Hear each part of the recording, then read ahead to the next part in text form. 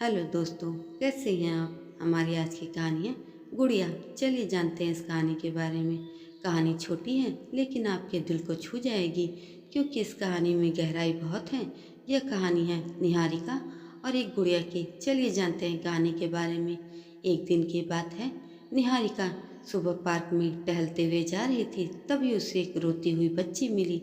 निहारिका ने उससे रोने का कारण पूछा तो लड़की ने बताया कि वह जिस गुड़िया से खेल रही थी वह इसी पार्क में कहीं खो गई है। निहारिका ने उस बच्ची को उसकी गुड़िया ढूंढ लाने का आश्वासन दिया, जिससे वह बच्ची चुप हो गई। निहारिका ने गुड़िया ढूंढने के लिए कुछ समय मांगा और फिर दूसरे दिन गुड़िया लाने का वादा करके वहाँ से चली गई। पर गुड़िया ना तो निहारिका को मिली और ना ही उस बच्ची को। निहारिका ने गुड़िया की तरफ से एक काल्पनिक पत्र उस बच्ची को लिखा, और जब वह बच्ची पार्क में गुड़िया पाने की आशा में आई तो निहारिका ने वह पत्र उस बच्ची को पढ़कर सुनाया। वह पत्र इस प्रकार था।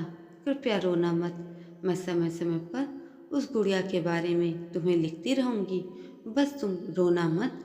एक दिन जब काफ़ी दिन हो गए तो निहारिका ने एक दूसरी गुड़िया उस बच्ची को ला कर दी। जाहिर है वह गुड़िया बदली हुई सी थी।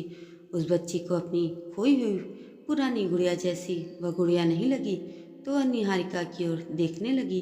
निहारिका अनजान बनते हुए गुड़िया में चिपकी एक चिट को निकाल कर पढ़ने लगी। उसमें लिखा हुआ था, यह मैं ही हूँ, तुम्हारी वाली गुड़िया जो पार्क में खो गई थी। दुनिया भर की लंबी यात्रा की वजह से मैं थोड़ी सी बदल गई हूँ। बच्ची को इस गुड़िया और निहारिका पर विश्वास हो गया। वह गुड़िया लेकर घर चली गई।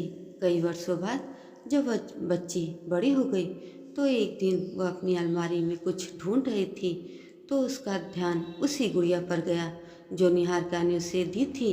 बचपन की बातें याद कर कर वह हंसने लगी। उसे अब सब समझ आ चुका था कि निहारिका ने कैसे उसका मन रखा था।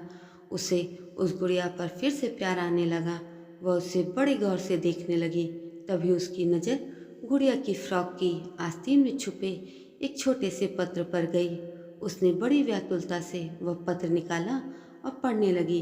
पत्र में संक्षेप में यह लिखा हुआ था कि हर वह चीज़ जिससे तुम प्यार करती हो कभी न कभी तुमसे खो जाएगी, और जो तुम्हारे पास होगी वही तुम्हारे लिए सच्चे रूप में बनी होगी। दोस्तों, ये कहानी आपको कैसी लगी कमेंट करके ज़रूर बताएं, और ऐसी यानी कहानियों के लिए मेरे चैनल को सब्सक्राइब जरूर करें। धन्यवाद।